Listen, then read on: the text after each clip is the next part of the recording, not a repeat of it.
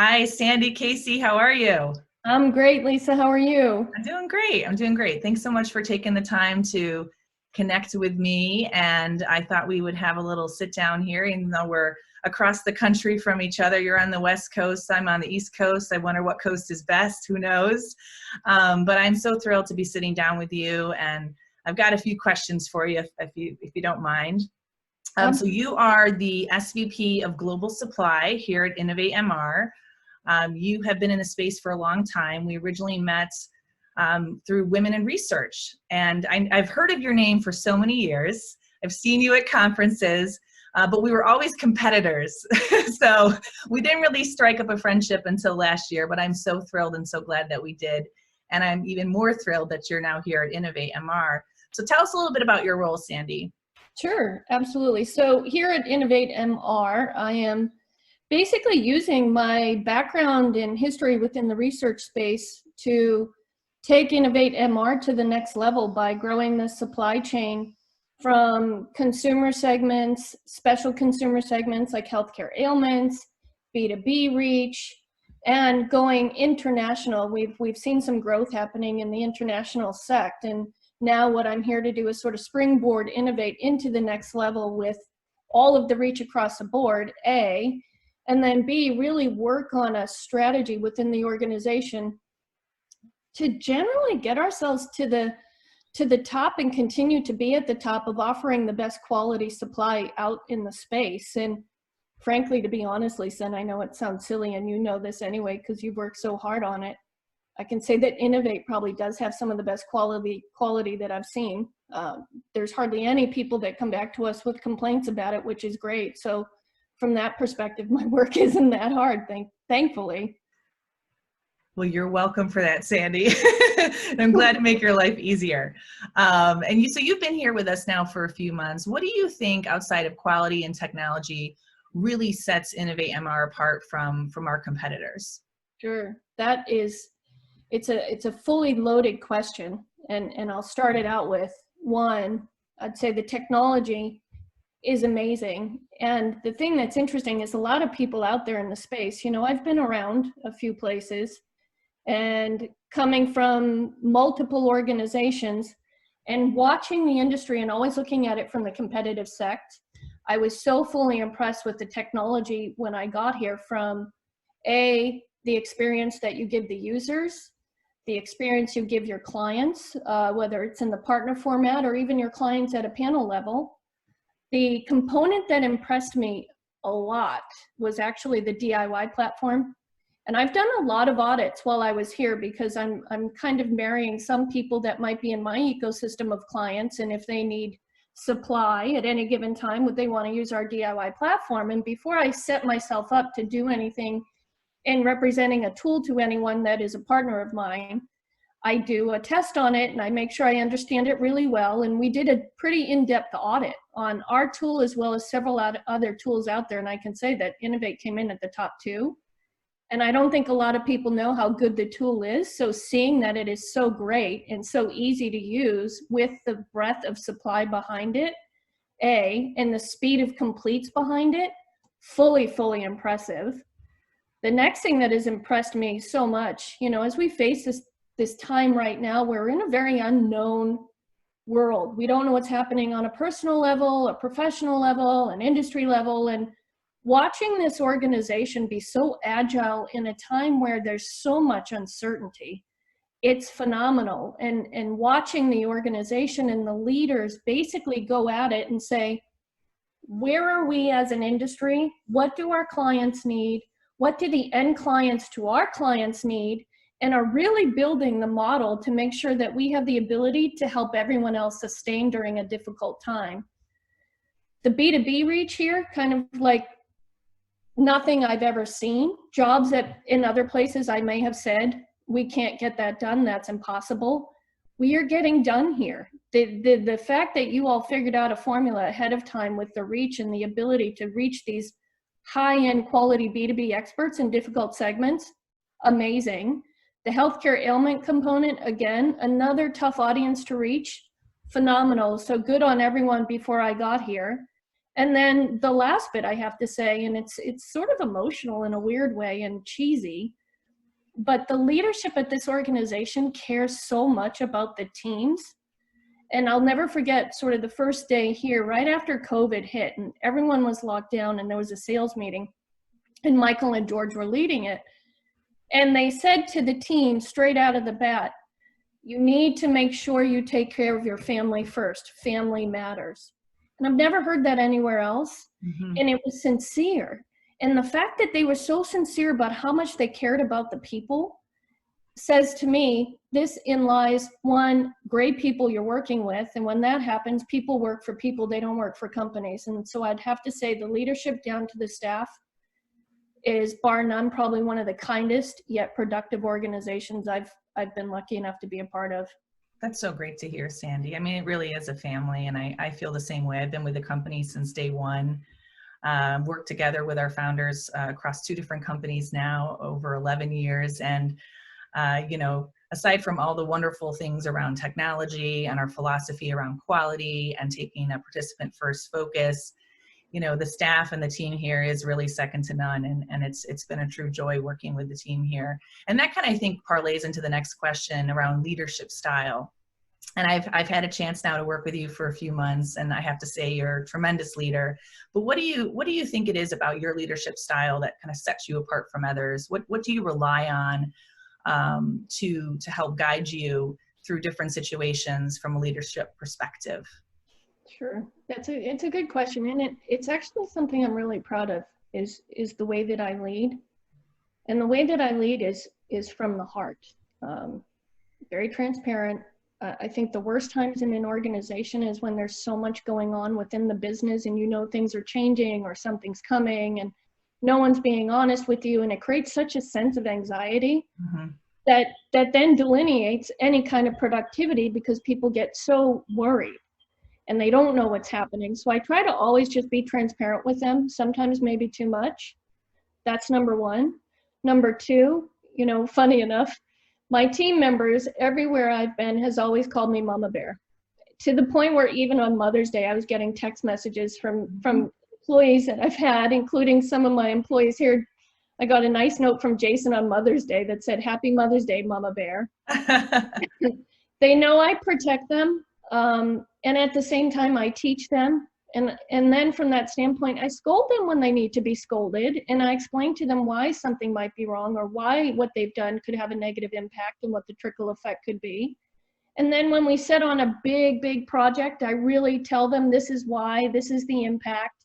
And I think it's just really about being honest and transparent, A, and then B, it's being a team member with your people. So when you have the ability to see when someone's overwhelmed, don't be in the clouds is always sort of my mode. Get in the weeds with them. I always say, if you need me to go scrub your toilet while you get this done, because that's more important, I will do that for you. You just have to communicate with me.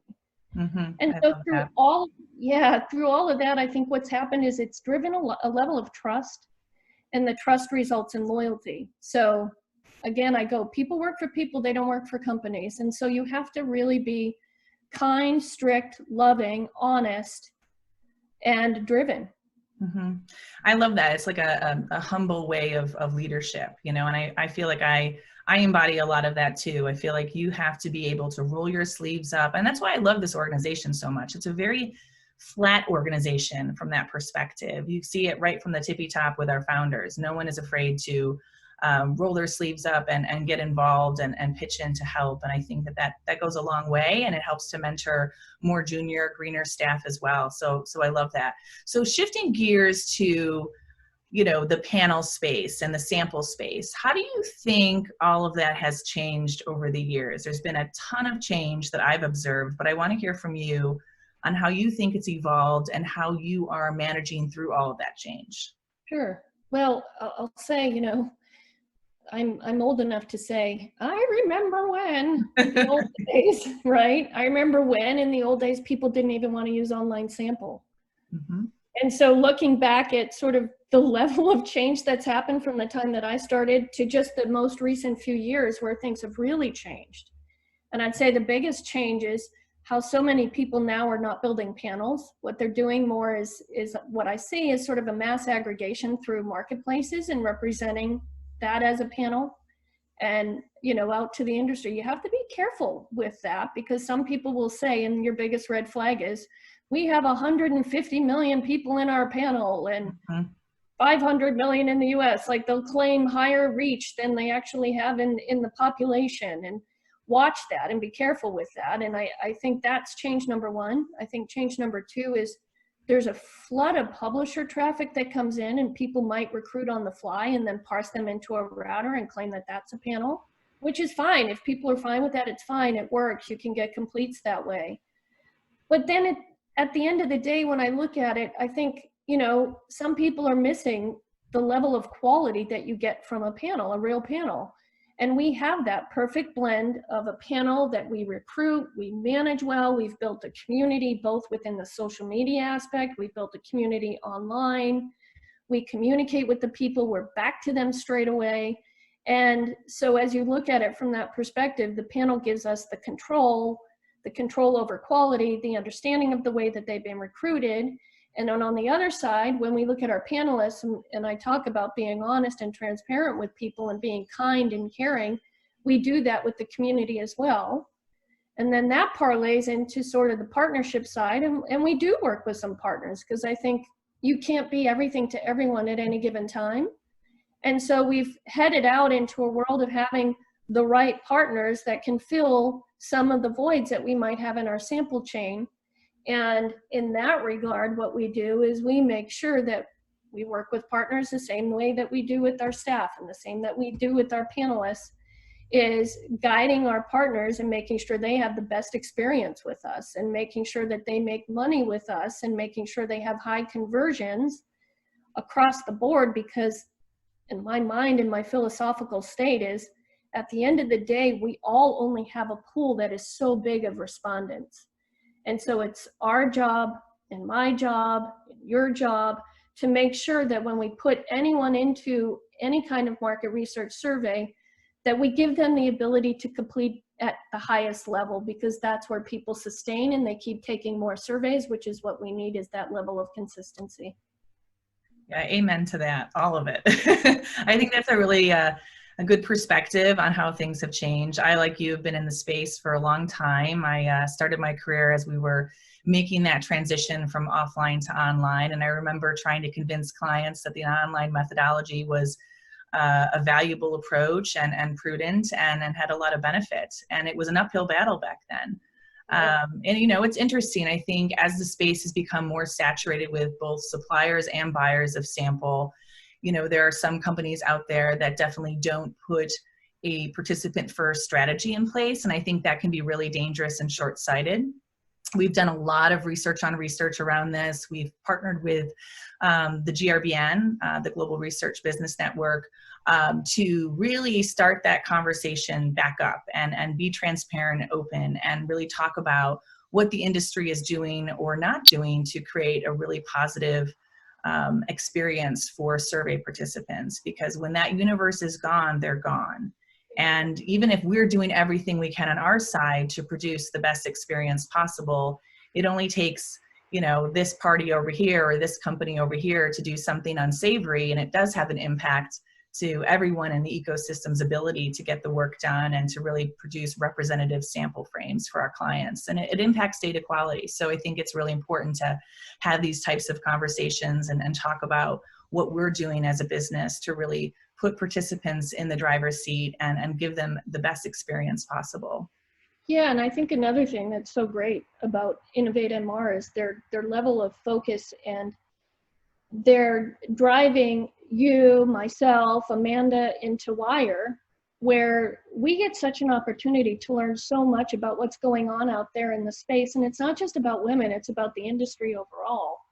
And their support of the Wire organization impresses me immensely, because there's such a value to that organization, and the fact that they see that value of that organization, and that the men leading this organization and the women leading this organization see that WIRE is an opportunity for the industry to get better. It's not just about women. And I respect that, because some companies out there will be hesitant to support something like WIRE when they shouldn't be, because the reality is WIRE is doing what they can, like we're doing, to make sure everything within our space is going to sustain and grow and be nimble and move in the right direction.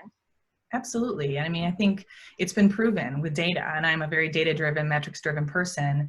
Having greater levels of diversity, you know, produces better results from a financial perspective. So not only is it the right thing to do, but it's the prudent thing to do for business success. And, you know, WIRE has been a tremendous organization for both you and I, Sandy, and it's helped me to think back to where I was when I first started my career. I had some mentors, both female and male mentors, but I love their mentorship program, which I know we're both a part of. It's about giving back and working with people that are more junior in the space and really being that ear for them as they navigate this landscape and really try to, you know, pursue and grow their careers. So that leads me to my last question. And I always love to ask this question of people, is, you know, thinking back to younger Sandy, I should say. You're still young. It's still fresh and amazing. Thinking back to your younger self, what advice would you give to yourself? What would you say to yourself? Oh, first thing I'd say is save more. Second thing I'd say is get that 15-year mortgage.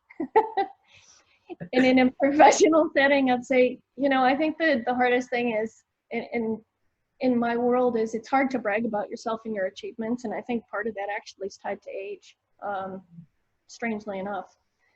And I'd say to anyone out there, and I say it to my nieces and my nephews and the people I mentor who actually mentor me back now, there's a 15-year gap between one particular gal I mentor a lot.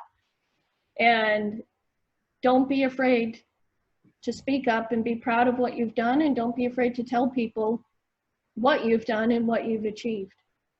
I love that. I love that. I think you have to advocate for yourself. And I think that's something that I didn't do a lot of in my earlier career. And I'm doing more of that now. And it's important. If you don't advocate for yourself, who else will? So yeah. I think that's a great way to close things up. So Sandy, thank you so much for your time. I appreciate it. Any closing thoughts to share with those listening in?